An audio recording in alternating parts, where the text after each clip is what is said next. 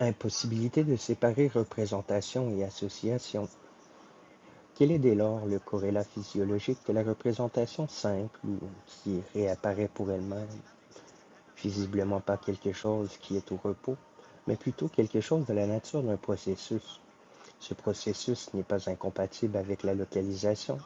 Il part d'un endroit particulier du cortex et s'étend sur tout le reste du cortex cérébral ou bien le long de voies particulières.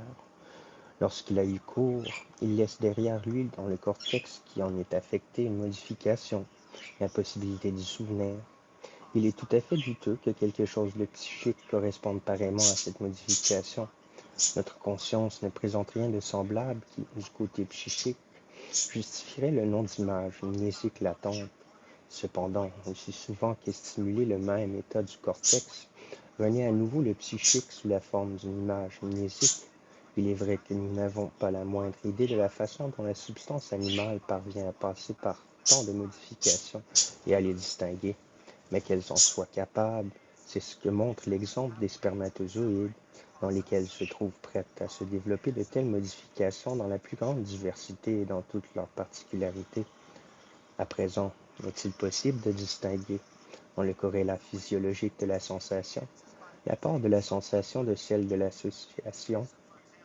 Manifestement non. Sensation et association sont deux noms, sous lesquels nous rangeons des aspects différents d'un même processus. Mais nous savons que ces deux noms sont abstraits d'un processus homogène et indivisible. Nous ne pouvons avoir aucune sensation sans l'associer aussitôt. Si conceptuellement nous pouvons les distinguer aussi nettement, elles, elles dépendent en réalité d'un processus unique qui, débutant à un endroit du cortex, se propage sur l'entièreté de celui-ci. La localisation du corrélat physiologique est donc la même pour la représentation et pour l'association.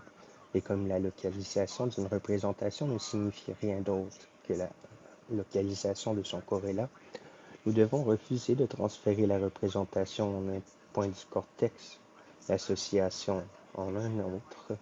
Au contraire, l'une et l'autre partent d'un point et ne se trouvent en repos en aucun point.